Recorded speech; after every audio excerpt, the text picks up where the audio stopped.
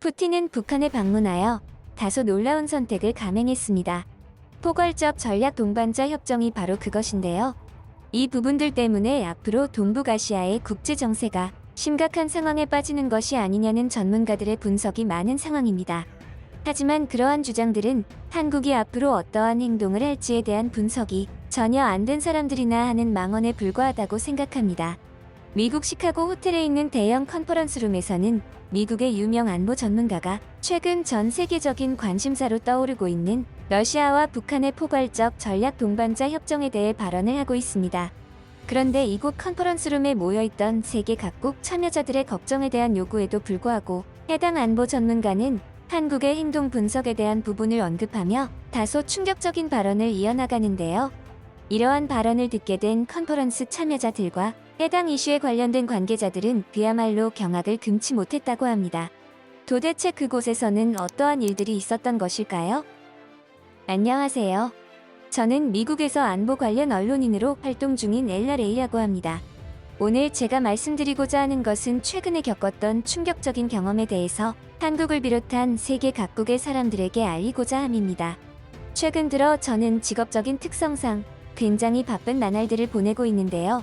다들 아시겠지만 국제적으로 요즘 전 세계가 좋지 않은 분위기가 있어서 그 부분들에 대한 분석과 그에 따른 보도를 해야 하는 저희의 입장에서는 하루하루가 미칠 듯 바쁘답니다. 러시아와 우크라이나 분쟁부터 시작해서 이란과 이스라엘의 전쟁 위기감까지 이런 부분들만 하더라도 우리 언론인들은 시간에 쫓기면서 바쁘게 생활해야 했는데 이제는 동북아시아의 분위기마저 심상치 않은 상황에 부닥치면서 이러다가 우리가 살아가는 지구가 냉전 시대로 돌아가는 것이 아닌가 하는 두려움도 스멀스멀 피어오르는 요즘입니다. 특히 동북아시아 중에서도 국제적 주적인 북한과 인접한 한국에 대해서 걱정이 많은데요. 저는 평소에 한국의 문화를 사랑하는 사람 중 하나였기에 이번 일들이 남의 일처럼 느껴지지 않았던 부분도 있습니다. 한국의 문화들과 한국인들의 따뜻한 인성들, 그러한 부분들이 너무나 사랑스러웠던 저였기에 한 번씩 한국이라는 나라가 휴전국가라거나 전쟁이 끝나지 않은 나라라는 이미지를 망각하곤 했던 것 같습니다. 하지만 이번처럼 러시아나 북한이 평화를 깨는 언행을 할 때마다 다시금 그것을 인지하곤 하죠. 만약 제가 그 컨퍼런스에 참여하지 않았더라면 이러한 근심 걱정만을 가지고 기사를 작성했을지도 모르겠군요. 그 강연은 저의 생각과 저의 인생을 바꾸어 줄 만큼 많은 영향을 미친 강연이었거든요. 저는 매우 우연한 계기로 그 컨퍼런스에 참여하게 되었습니다. 미국 시카고 대형 호텔에 있는 컨퍼런스룸에서 이루어진 강연이었죠. 윗선의 지시로 참석하게 된 저는 처음에 해당 컨퍼런스에 참여했을 때만 하더라도 빨리 끝나고 남은 기사들을 정리할 생각에 정신이 없었습니다. 하지만 컨퍼런스가 끝났을 때는 완전히 다른 사람이 되어 있었죠. 강연을 진행한 미국 유명 안보 전문가의 발언은 처음부터 사람들의 이목을 끌기에 충분했습니다. 안녕하세요. 오늘은 여러분에게 다소 충격적인 소식에 대해서 말씀을 드려야 할 것 같아서 마음이 조금 안 좋군요. 하지만 이럴 때일수록 늘 그래왔듯 우리는 정신을 차리고 저들의 행동을 예의주시해야 할 것입니다. 또한 우리는 늘 그래왔듯 이길 것이고 승리할 것이라는 것을 믿어 의심치 말아야겠죠. 도대체 무슨 이야기를 하려고 그런 소리까지 하는 것이냐 의구심을 가지는 분들도 있을 것이고 대충 뭔 얘기를 할지 파악을 하시는 분들도 있을 겁니다. 아시다시피 최근 러시아 푸틴이 동북아시아 북한을 방문하면서 포괄적인 전략 동반자 관계에 관한 조약을 맺었습니다. 이 때문에 수많은 전문가들은 깊은 안보 위협을 느끼고 위기감을 표출하는 사람들이 많아졌죠. 그도 그럴 것이 러시아와 북한의 관계는 역사적으로 밀접하게 이어져 왔습니다. 두 나라는 냉전 시기부터 서로를 지지해왔으며 특히 북한은 소련의 지원을 받아 산업과 군사력을 키워왔다고 하여도 과언이 아니죠. 최근 국제 정세 변화와 각국의 외교 전략 재편 속에서 두 나라는 다시금 긴밀한 협력을 필요로 해왔습니다. 이번 협정의 주요 내용은 이러합니다. 언뜻 저들이 밝히는 내용만 보면 아주 여러 분야에서 협력을 강화하는 것을 목표로 하고 있다고 보여지죠. 경제 협력, 에너지, 광물 자원, 인프라 건설 등 다양한 경제 분야에서 협력을 강화하고 서로의 경제 발전을 도모한다는 내용이 그중 하나입니다. 그리고 군사 기술 교류와 공동훈련, 방위산업 협력을 통해 양국의 군사적 역량을 증대시키는 것을 목표로 하는 군사협력 조항들도 있죠. 또한 국제무대에서 상호 지원과 협력을 통해 공통의 이익을 추구하며 특히 유엔에서의 대북 제재 문제 등에서 러시아의 지지를 강화한다는 정치적 협력도 포함되었습니다. 뿐만 아니라 양국 간의 문화, 학문, 교육 교류를 활성화하여 상호 이해와 우호 관계를 증진시킨다는 문화 및 교육 교류에 관한 조항들도 있었죠. 이러한 부분들이 공개되면서 전 세계 많은 시민과 전문가들이 우려를 표명하고 있는 것입니다. 아마도 이곳에 계신 여러분도 포함되겠죠. 그렇다면 이번 협정이 의미하는 전략적인 의의를 어떻게 분석해야 할까요? 그냥 러시아가 북한이랑 손잡고 세계를 다 잡아먹으려고 하는구나 라고 생각하는 게 맞을까요? 우리는 일반적으로 제대로 모르는 것에 두려움을 느낍니다. 인간이라는 존재가 대부분 그러하죠. 잘 모르기에 무서운 거예요. 그렇기에 우리는 이번 협정에 대해 제대로 분석하고 알아야 할 필요가 있는 것입니다. 러시아는 현재 길어지고 있는 우크라이나의 분쟁 때문에 피로도가 몹시 올라간 상태입니다. 게다가 미국이 우크라이나에 제공한 무기를 러시아의 일부 본토까지 타격할 수 있도록 허용한다는 미국의 입장까지 바뀌면서 푸틴의 입장에서는 궁지에 몰린 셈이었죠. 그러한 여러 가지 상황들이 푸틴으로 하여금 이러한 선택을 하게 된 것입니다.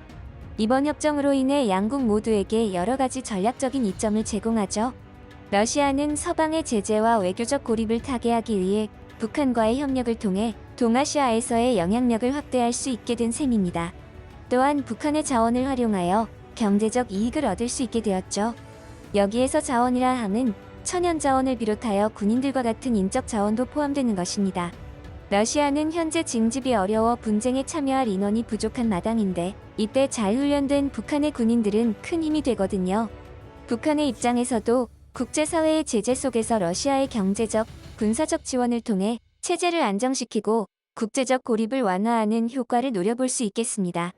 특히 러시아와의 협력을 통해 중국에 대한 의존도를 현저하게 줄일 수 있는 전략적 이점이 있겠죠.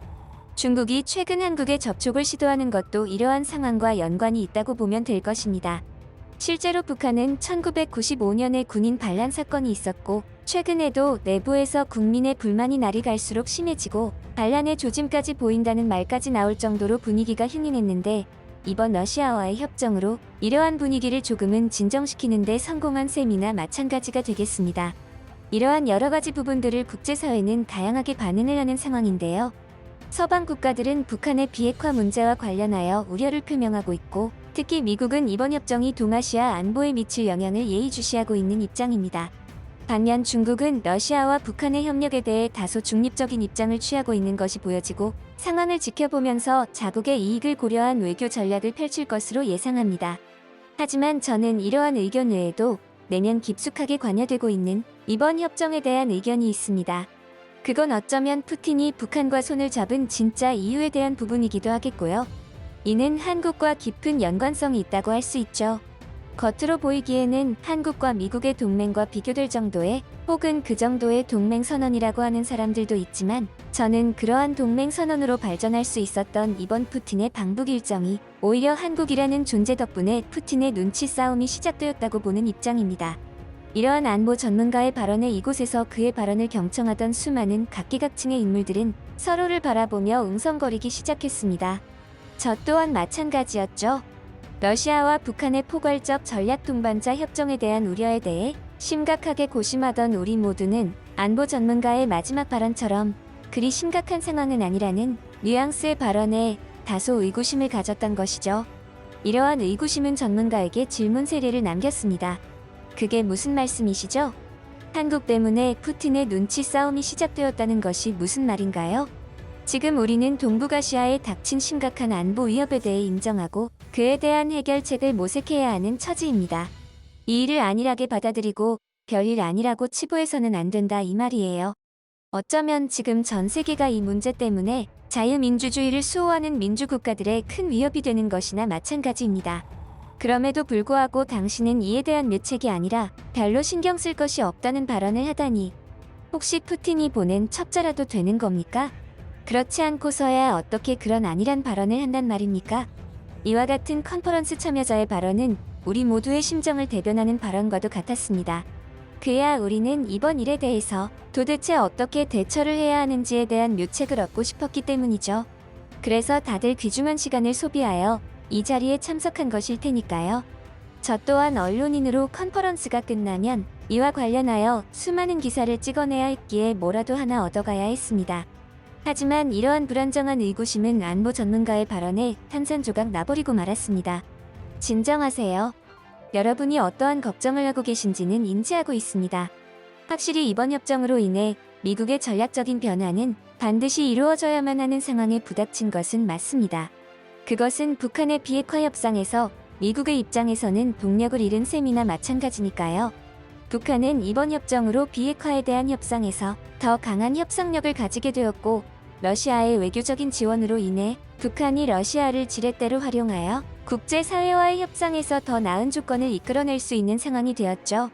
그렇게 된다면 북한은 국제 제재 완화 압력에서 다소 자유로워지는 셈이나 마찬가지입니다. 즉, 결과적으로 비핵화 동기가 감소하고 다자 협상의 어려움으로 인해 합의 도출이 더욱 어려워졌다는 말과도 동일하죠. 최악의 경우에는 미국도 한국이 자체 핵 개발이 가능하도록 일부 수용하는 쪽에 서야 할 상황도 생길 수 있습니다. 이것은 분명 주변 국가들의 핵 확장이 우려되어 마지막 카드로 남겨놓는 분위기지만, 이런 식으로 러시아와 북한이 낮은 등급이지만 동맹급으로 승격했다는 것은 그 마지막 카드도 충분히 고려되어야 한다는 생각입니다. 하지만 한편으로는 러시아 푸틴의 입장에서는 한국의 눈치를 보고 있다는 것도 일부 사실로 밝혀지고 있습니다. 그 증거로 이번 협정의 내용에서 확인할 수 있죠. 북한의 김정은은 북러관계 발전 청사의 분수령으로 될 위대한 동맹관계, 불패의 동맹관계라는 등 동맹이라는 단어를 사용하며 강조했습니다. 하지만 푸틴은 성명을 발표할 때 협정 당사자 중 한쪽이 침략당할 경우 상호 지원을 제공한다라고만 표현했고, 그 어디에도 북한과 러시아가 동맹이라는 표현은 하지 않았습니다. 이는 명백하게 서로가 원하는 부분이 다르다는 것을 드러내는 부분이죠. 북한은 러시아와의 동맹을 강력하게 바라고 있는 입장인 것이고, 러시아의 경우에는 우크라이나와의 분쟁이 끝났을 때의 일도 생각을 하지 않을 수 없기에 지금 당장 필요한 북한에 당근을 주면서도 나중에 한국과의 관계도 긍정적으로 이끌어 나가야 했죠. 그래서 단어 사용에도 매우 조심스러워하는 푸틴의 모습을 볼 수 있습니다. 즉, 푸틴의 입장에서는 북한과의 높은 등급의 동맹은 아니라는 것을 한국에 피력하는 모습이 보인다는 것이죠. 그래야 나중에 한국의 명분이 생기게 되니까요. 푸틴은 절대 한국을 적으로 돌리려고 행동하지는 않을 겁니다. 실제로 이번 협정이 공표된 이후 한국의 정부 측에서 우크라이나에 무기를 공급하는 것을 전면 재검토하겠다는 발표를 하자마자 푸틴은 즉각 이에 반응했습니다. 뭐라고 했습니까? 북한이 침략을 당한다는 특수한 상황을 상정해서 러시아가 개입한다는 것이니 한국은 전혀 걱정할 것이 없다며 둘러대기에 급급했죠. 이는 잠시 후 말씀드리겠지만 푸틴의 발언 이전에 많은 전문가들이 예상했던 내용이었습니다. 러시아는 지금 상황에서 가장 이득이 되는 쪽으로 행동하는 것입니다. 사실 낮은 등급의 동맹이라곤 하지만 일각에서는 이마저도 저게 무슨 동맹이냐고 하는 시선들도 있습니다. 과거 소련과 북한이 체결했던 동맹 조약은 유사시에 지체 없이 온갖 수단으로서 군사적 및 기타 원조를 제공한다고 되어 있는데, 이번 협정은 지원 정도의 표현만 되어 있고 그마저도 서로의 나라가 침략당했을 때를 상정하고 있는, 즉 일어날 확률이 거의 없는 상황에 전제를 두고 있기에 큰 의미는 없다고 하는 것이죠. 이번 러시아 우크라 분쟁에 있어서도 미국이 우크라에 무기를 지원하는 것도 지원에 해당합니다. 이를테면 러시아도 북한이 전시 상황이 된다고 하더라도 무기 등의 지원으로 끝날 확률이 높다는 것이죠. 그러한 부분들을 면밀하게 살펴보자면 미국은 지금의 상황을 예의주시하고 있지만 심각하게 생각하지는 않는 입장이라는 겁니다. 솔직히 까놓고 이야기해봅시다. 러시아가 처음에 우크라이나와 분쟁을 일으켰을 때 많은 전문가가 어떻게 주장했습니까? 한 달이 채 걸리지 않을 것이라고 했지 않습니까? 그런데 어떻게 됐습니까? 미국은 물론이고 전 세계가 목격했고 지금도 지켜보고 있습니다. 썩은 밧줄이 다른 썩은 밧줄을 잡은 것에 우리는 위기감을 느껴야 합니까? 저는 그러한 감정이 느껴지지 않습니다. 물론 그동안에 미국이 시행한 북핵 억제 전략들이 큰 효과를 보지 못하고 사실상 실패했다고 하는 것에는 인정하는 바입니다. 이 부분에서는 반드시 미국도 전략 수정과 변화를 이끌어내야만 하는 숙제로 남았죠.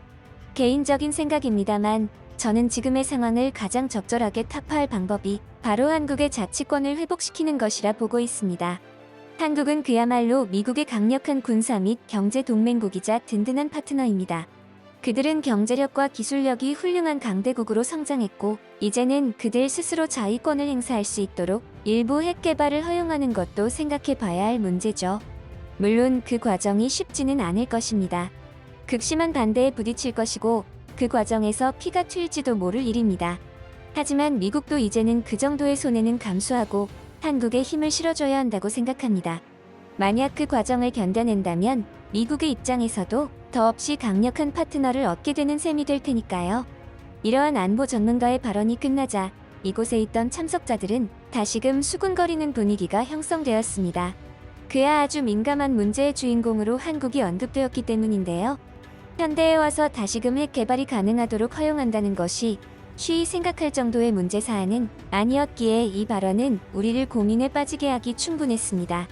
만약 그러한 일이 실제로 일어난다면 핵 도미노 현상을 비롯하여 세계적으로 엄청난 파급 효과가 일어날 것이고, 이것은 어쩌면 지금의 러시아 북한의 안보 위협과는 차원이 다른 정도의 문제가 될지도 모를 일이었기 때문입니다. 이러한 저의 생각은 다른 사람들도 비슷해 보였죠. 그 말씀은 매우 위험한 발언으로 생각됩니다. 검증되지 않은 국가에서 핵을 보유하게 된다면 그것은 비단 지금의 러시아와 북한의 안보 위협처럼 비단 동북아시아나 일부 국가들의 영향권에만 그치지는 않을 것이기 때문이죠. 한국은 현대에 와서 급격하게 경제적 성장을 이룩한 보기 드문 나라이긴 하지만 그것이 핵 개발을 허용해서 핵 보유국이 된다는 것과는 전혀 일맥상통하는 부분이 없습니다. 검증되지 않은 나라의 핵 개발을 허용한다면 그야말로 지금과는 상대가 되지 않을 정도의 전 세계적인 위협이 될지도 모를 일입니다. 이런 자리에서 그러한 발언은 삼가해 주시기 바랍니다. 다소 위기감을 느끼는 듯한 참석자의 발언은 실제로 떨리는 목소리가 그것을 대변해주고 있었습니다. 하지만 그러한 참석자와는 다르게 다소 의미심장한 표정을 짓고 있던 안보 전문가는 마치 이러한 반응들을 예상이라도 했다는 듯 자연스럽게 다음 발언을 이어나갔죠. 정말 그렇게 생각하시나요? 안타깝지만 저는 전혀 다른 생각입니다. 마지막으로 다시 한번 이 협정의 배경, 그러니까 러시아 푸틴이 이러한 결정을 내릴 수밖에 없었던 이유부터 알아보시죠. 러시아의 이러한 결정에는 몇 가지 중요한 요소가 작용했습니다. 북한은 러시아의 극동 지역과 국경을 맞대고 있는 전략적으로 중요한 위치에 있습니다. 이런 북한과의 협력은 러시아에게 극동 지역의 안보를 강화하고 지역 내에서의 영향력을 확대하는 데 중요한 역할을 하죠. 게다가 러시아는 최근 들어 미국과 서방 국가들의 제재에 한계점에 도달했다는 분석을 유심히 들여다봐야 합니다. 이러한 상황에서 제재의 효과를 완화하고 경제적인 돌파구를 찾기 위해 북한과의 경제 협력을 확대할 필요가 있었던 것이죠. 하지만 여기에서 우리는 썩은 밧줄을 잡아야 하는 푸틴의 심정을 알아챌 수 있습니다. 솔직히 말해서 러시아가 북한에 얻을 수 있는 경제적 이익은 그다지 없기 때문이죠. 대신 북한의 인적 자원인 잘 훈련된 군인들을 데려다가 러시아에 진행 중인 분쟁에 투입시켜서 이득을 보려고 하는 것일 겁니다. 그런 관점에서 러시아는 한국이라는 꼴을 버리고 썩은 밧줄을 잡아야 하는 불가피한 상황에 부닥친 것이죠. 반대로 해석하면 러시아 또한 그만큼 궁지에 몰렸다고 해석이 가능한 부분입니다. 이미 이러한 협정은 이루어졌고 미국과 서방 국가들, 그리고 한국은 러시아와 북한의 이러한 만행에 대비하고 조치를 취해야 하는 것은 자명한 사실입니다. 그렇다면 우리는 무엇을 할 수 있습니까? 제일 먼저 군사적 준비 태세를 강화해야겠죠. 저들이 저렇게 나오면 우리도 그에 준하는 그 이상의 군사적 준비를 해야 하지 않습니까? 결국에는 이러한 군사적인 태세 강화도 경제와도 직결되는 문제이기에 장기적으로 북한과 러시아보다는 미국과 한국과 같은 경제대국의 유리한 입장으로 흘러갈 것이라는 분석이 지배적입니다. 물론 그 과정에서 합동군사훈련을 확대하고 미사일 방어 시스템을 강화하는 등의 조치도 병행되어야겠죠. 또한 우리는 외교적으로 대응해야 하는 것도 잊지 말아야 합니다. 미국과 한국은 일본, 호주, 인도 등 동맹국들과의 협력을 강화하여 러시아와 북한의 영향력 확대에 대응해야 합니다. 이것은 쿼드와 같은 다자 안보 협의체를 통한 협력을 포함할 수 있겠죠. 또한 북한에 대한 국제 제재를 지속해서 유지하고 이것을 효과적으로 집행하기 위해 국제사회와의 협력을 강화해야 합니다. 특히 제재 회피를 막기 위한 감시와 단속을 강화해야겠죠. 그와 함께 경제적으로 미국과 한국은 북한의 경제적 자립을 막기 위해서 북한이 비핵화에 동의할 경우 경제적 지원을 제공하는 프로그램을 강화하여 북한이 협상 테이블에 나오도록 유도해야 합니다. 물론 이러한 부분들이 이제는 과거보다 더욱 원동력을 잃어버린 쓸모없는 전략으로 전락하기는 했죠. 이러한 모든 요소들에도 불구하고 한국이 핵 개발을 해야 하는 이유는 명백합니다. 위에서 언급한 모든 전략과 전술들이 이제는 과거보다 더더욱 효과가 없을 것이기 때문입니다. 한국이 자체적으로 자주 국방 능력을 강화하는 것만이 지금의 동북아시아 국제 정세와 안보 문제의 가장 핵심적인 키포인트 역할을 할 것이다 라는 의미죠. 더 이상은 우리에게 남은 카드가 많이 없다는 것을 명심해야 합니다. 그동안 북한의 비핵화를 위해 가진 노력을 해왔지만 모두 실패를 한 것이나 마찬가지입니다. 이러한 상황에서 한국의 핵 개발은 불가피한 요소로 등장할 가능성이 다분하죠. 한국이 검증되지 않은 나라라고 생각하신다고 했나요? 한국은 이미 핵 개발 기술을 보유하고 있으며 당장 개발에 착수한다면 이른 시일 안에 수천 기 이상의 핵을 개발할 수 있는 능력을 갖추고 있는 나라입니다. 생각을 해보세요. 한국이 어떤 나라입니까? 단 한 번이라도 역사적으로 그들이 다른 나라를 침략하거나 침공했던 이력이 있습니까? 그럼에도 그들은 지금의 경제 강대국, 군사 강대국의 위치에 오를 정도로 막강한 잠재력을 지닌 나라입니다. 심지어 몇 년 전까지만 하더라도 개발도상국의 지위를 지녔던 나라였습니다.